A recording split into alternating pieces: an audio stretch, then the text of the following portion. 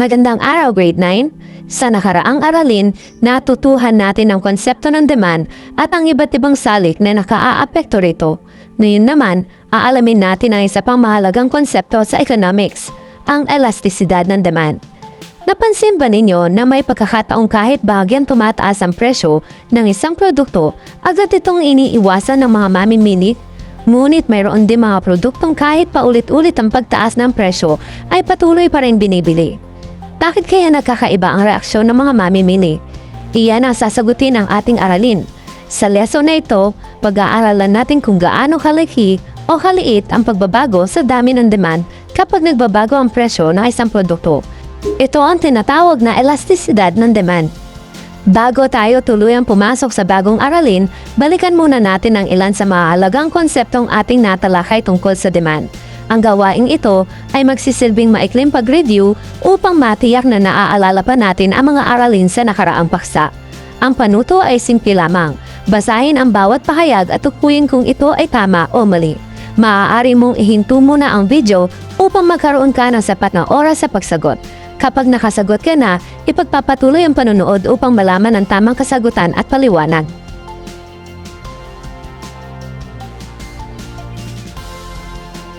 Para sa unang pahayag, ang demand curve ay nagpapakita ng ugnayan ng presyo at dami ng demand.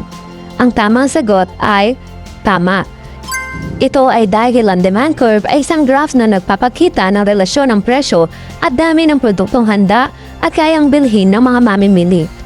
Ikalawang pahayag, ang substitute goods ay mga produktong ginagamit ng magkasama. Ang tamang sagot ay mali. Ang substitute goods ay mga produktong maaaring ipalit sa isa't isa. Ikatlong pahayag, kapag tumataas ang kita, tumataas ang demand sa normal goods. Ang tamang sagot ay tama. Mas maraming normal goods ang binibili kapag tumataas ang kita ng mamimili. Ikaapat na pahayag, ang inferior goods ay mas binibili kapag tumataas ang kita. Ang tamang sagot ay mali. Karaniwang bumababa ang demand sa inferior goods kapag tumataas ang kita. Ikalimang pahayag, ang pagbabago sa kita ay maaaring maglipat ng demand curve. Ang tamang sagot ay tama. Ang pagbabago sa kita ay maaaring magpataas o magpababa sa demand kahit hindi nagbabago ang presyo. At ang ika-anim na pahayag, ang presyo lamang ang nakaaapekto sa demand. Ang tamang sagot ay mali. Sapagkat marami pang salik tulad ng kita, panlasa, populasyon, presyo na kaugnay na produkto, okasyon at ekspektasyon ang nakaaapekto sa demand. Ngayong nabalikan na natin ang mga pangunahing konsepto ng demand, handa na ba tayong pag-aralan ang ating bagong aralin? Ang elastisidad ng demand. Kapag narinig natin ang salitang elastic, ang unang pumapasok sa ating isipan ay isang bagay na nababanat. Ganito rin ang konsepto ng elastisidad sa economics. Sinusukat nito kung gaano kalaki o kaliit ang nagiging reaksyon ng mga mamimili kapag nagbabago ang presyo ng isang produkto. Mapapansin sa slide ang pahayag na maliit man o malaki ang pagbabago sa presyo, may epekto ito sa dami ng binibili. Ibig sabihin, hindi pare-pareho ang pagtugon ng mga mamimili sa bawat pagbabago ng presyo. Ano nga ba ang elastisidad ng demand? Ito ay tumutukoy sa antas na pagtugon ng dami ng demand sa pagbabago ng presyo ng isang produkto. Sa madaling salita, sinusukat nito kung gaano kalaki ang magiging pagbabago sa dami ng produktong bibilhin ng mga mamimili kapag tumataas o bumababa ang presyo nito. Hindi sapat na malaman lamang na nagbabago ang presyo. Mas mahalagang malaman kung gaano kalaki ang naging epekto nito sa dami ng demand. Halimbawa, maaaring pareho lamang na 10 piso ang itinaas ng presyo ng dalawang magkaibang produkto. Gayunpaman, maaaring kaunti na lamang ang nabawas sa demand ng naunang produkto. Samantalang malaki naman ang ibinaba ng demand sa ikalawang produkto. Ipinapakita nito na hindi pare-pareho ang reaksyon ng mga mamimili sa bawat produkto. Mahalaga ang konseptong ito dahil ginagamit ito ng mga negosyante sa pagpapasya kung nararapat bang magtaas o magbaba ng presyo ng kanilang mga produkto. Nakatutulong din ito sa mga mamimili upang maunawaan kung paano naapektuhan ang kanilang mga desisyon sa pagbili. Bago tayo magpapatuloy sa susunod na bahagi ng ating aralin, subukan muna nating sukatin ang inyong pag-unawa. Basahin ng mabuti ang bawat sitwasyon na makikita sa slide. Tukuyin kung ang pagbabago ng presyo ng bawat produkto ay may malaki, maliit o walang epekto sa dami ng demand. Isulat ang inyong sagot sa talahanayan. Gamitin lamang ang inyong natutuhan tungkol sa ugnayan ng presyo at demand. Tandaan, isipin kung ang produktong binabanggit ay pangangailangan o kagustuhan at kung may maaaring ipalit dito. Makatutulong ito upang matukoy kung gaano kalaki ang magiging epekto ng pagbabago ng presyo sa demand. Bibigyan ko kayo ng 5 minuto upang sagutan ang gawaing ito. Simulan na natin. Kung tapos na ang 5 minuto, halina't sabay-sabay nating sagutan ang bawat bilang.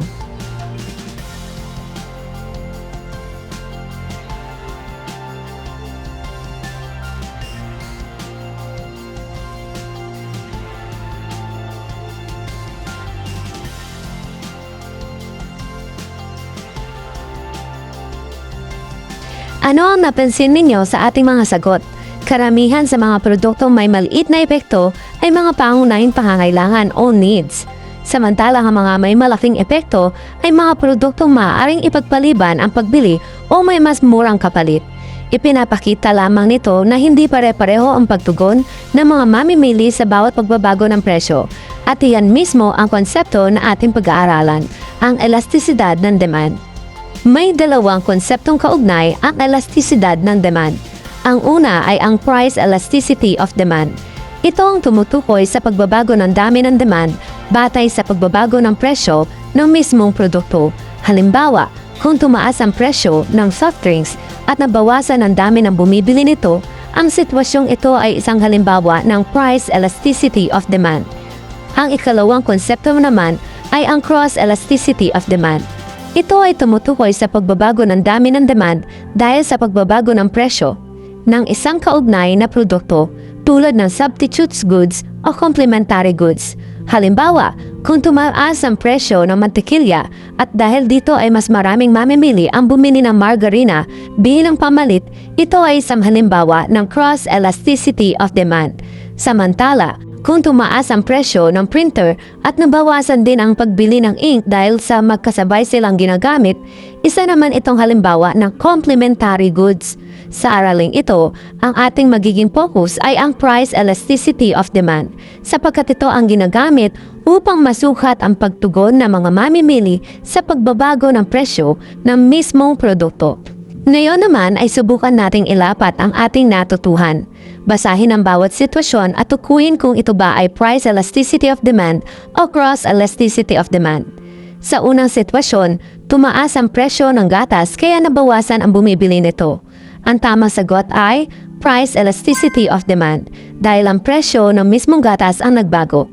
Sa ikalawang sitwasyon, tumaas ang presyo ng mantikilya kaya mas maraming bumili ng margarina.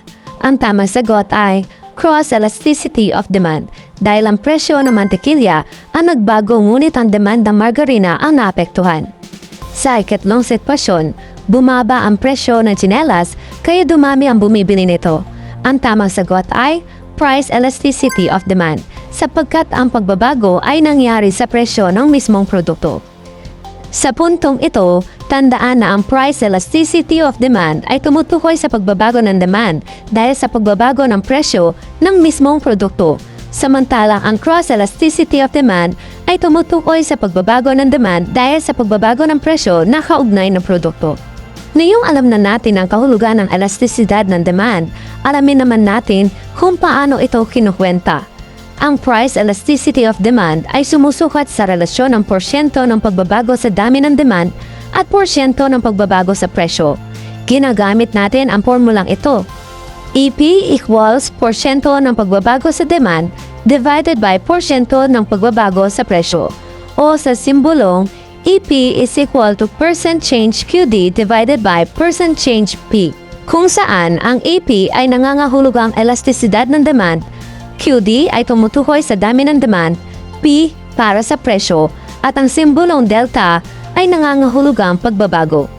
Laging tandaan na kapag mas malaki ang porsyento ng pagbabago sa demand kaysa sa presyo, mas elastiko ang demand. Samantala, kapag mas maliit ang pagbabago sa demand kaysa sa presyo, hindi elastiko ang demand.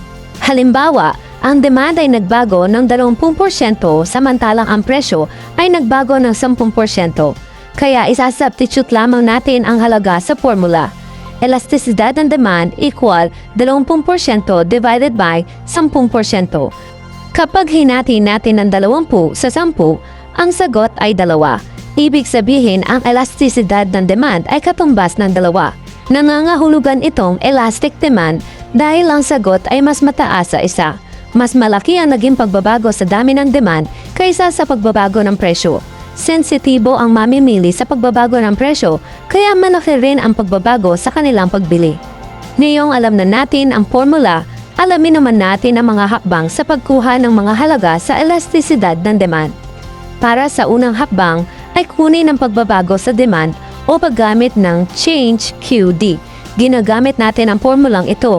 Change QD equal QD2 minus QD1.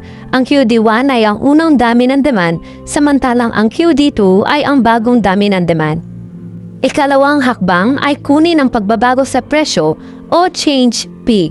Ang formula ay change P equal P2 minus P1. Ang P1 ay ang unang presyo at ang P2 naman ang bagong presyo. Ang ikatlong hakbang ay kunin ang porsyento ng pagbabago sa demand.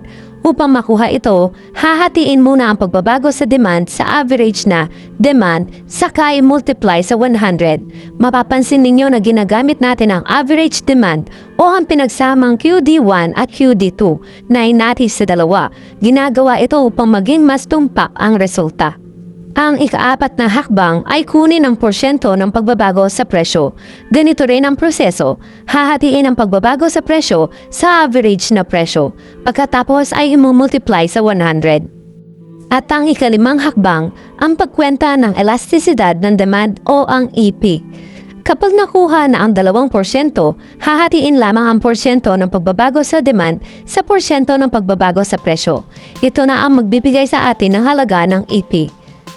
Sa mga susunod na slide, gagamit tayo ng isang kumpletong halimbawa at susundan natin ang bawat hakbang hanggang sa makuha ang tamang halaga ng elastisidad ng demand. Sa ganitong paraan, mas magiging madali at malinaw ang pagkwenta. Subukan naman natin itong ilapat sa isang demand schedule at demand curve. Makikita sa talhanayan ang presyo ng produkto at ang katumbas ng laki ng demand. Mapapansin natin na sa punto A, ang presyo ay 60 pesos at ang dami o laki ng demand ay 1,700. Sa punto B, ang presyo ay 70 pesos at ang dami o ang laki ng demand ay 1,600. Habang tumataas ang presyo mula 60 pesos hanggang 130 pesos, unti-unting bumababa ang dami ng demand mula 1,700 hanggang 1,000. Sa kanan naman ay ang demand curve na nagpapakita ng parehong datos sa graph. Makikita natin pababa ang kurba na nagpapatunay sa batas ng demand. Kapag tumataas ang presyo, bumababa ang dami ng demand. At kapag bumababa ang presyo, tumataas ang dami ng demand. Ngayon gagamitin natin ang datos na ito upang kwentahin ang elastisidad ng demand. Ang gagamitin nating halimbawa ay ang pagbabago mula sa punto B patungo sa punto A. Mula sa 70 pesos pababa sa 60 pesos at mula sa 1,600 pataas sa 1,700 ang dami ng demand. Iisa-isahin nating ilagay ang mga datos sa formula upang makuha ang elasticity of demand o EP at malaman kung ang produktong ito ay elastic, di-elastic o unitary. Ilalapat na natin ang formula sa aktual na datos. Una, tukuyin natin ang mga datos mula sa demand schedule. Ang simula o punto B ay may presyo na P1 is equal to 70 pesos. At ang dami ng demand, QD1 is equal to 1,600. Ang punto A naman ang magiging katapusan, kung saan ang presyo o P2 is equal to 60 pesos at ang dami ng demand o QD2 ay 1,700. Pagkatapos makuha ang mga datos, ipapalit natin ang mga ito sa formula ng price elasticity of demand. Una, kunin ang pagbabago sa demand. 1,700 minus 1,600 ay katumbas ng 100. Ang average demand ay 1,600 plus 1,700 divided by 2 is equal to 1,650. Kaya ang porsyento ng pagbabago sa demand ay 100 divided by 1,650 times 100 is equal to 6.06%. Sunod, kunin naman ang pagbabago sa presyo. 60 minus 70 ay katumbas ng negative 10. Samantalang ang average price ay 70 plus 60 divided by 2 is equal to 65. Kaya ang porsyento ng pagbabago sa presyo ay negative 10 divided by 65 times 100 is equal to negative 15.4%. Ngayon, hahatiin natin ang 6.06% sa negative 15.4%. Mapukuha natin ang elasticidad ng demand is equal to negative 0.39.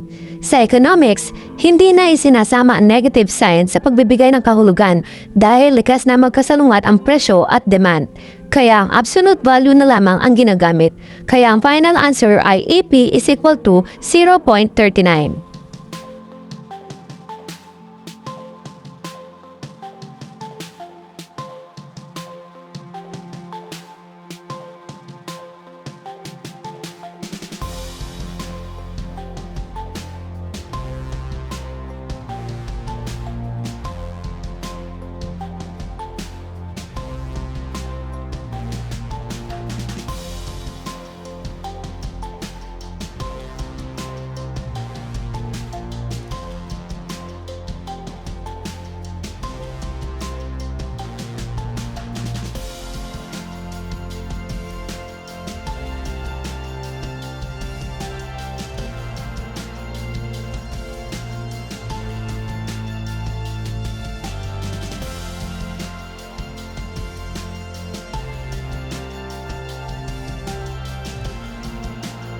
Ngayong alam na natin kung paano kinukwenta ang elasticidad ng demand, alamin naman natin ang iba't ibang uri nito. Una ay ang elastic o elastic. Kapag ang halaga ng EP ay mas mataas sa isa o higit sa isa, nangangahulugan itong malaki ang epekto ng pagbabago ng presyo sa dami ng demand. Halimbawa, kapag tumaas ang presyo ng soft drinks, mas maraming mamimili ang maaaring lumipat sa ibang inumin. Ikalawa ay ang de-elastic o inelastic. Kapag ang EP ay mas mababa sa isa o mas mababa sa isa, maliit lamang ang epekto ng pagbabago ng presyo sa demand. Kahit tumataas ang presyo ng bigas, patuloy pa rin itong binibili dahil ito ay pangunahing pangangailangan. Ikatlo ay ang unitary elastic. Kapag ang EP ay eksaktong katumbas ng isa, magkapantay ang porsyento ng pagbabago sa presyo at sa dami ng demand. At ang ika-apat ay ang ganap na elastic o perfectly elastic. Dito, kahit napakaliit ng pagtaas ng presyo, ay maaaring maging dahilan upang wala nang bumili ng produkto. Madalas itong nangyayari kapag maraming kapalit o substitutes ang isang produkto.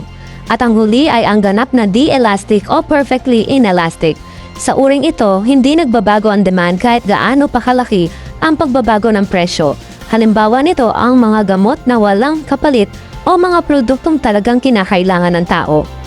Bilang buod, tandaan lamang natin na mas maraming kapalit ang produkto, mas elastic ito. Samantala ang mga pangunahing pangangailangan ay kadalasang de-elastic. Ngayon, para sa ating gawain, gamitin natin ang mga nakalkulang EP upang matukoy ang uri ng elastisidad ng demand. Basahin ang bawat sitwasyon at tukuyin ang tamang sagot batay sa pamantayan. EP greater than 1, elastic. EP less than 1, de-elastic. EP equals 1, unitary. EP equals infinity, ganap na elastic. At EP equals 0, ganap na de-elastic. Handa na ba kayo? Simulan na natin.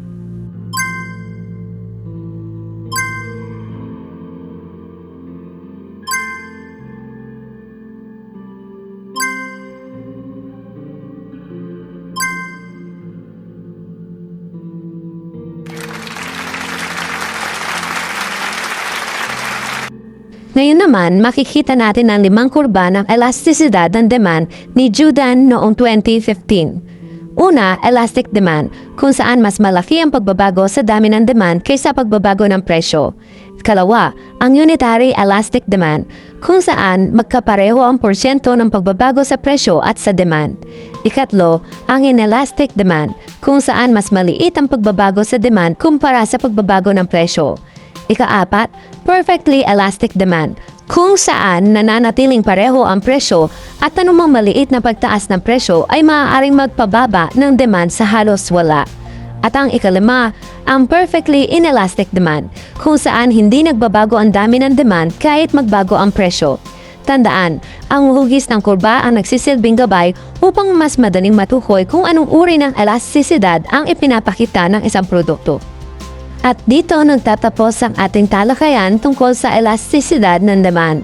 Ngayon ay natutuhan natin na ang elastisidad ng demand ay sumusukat kung gaano kalaki o kaliit ang pagbabago ng demand kapag nagbabago ang presyo.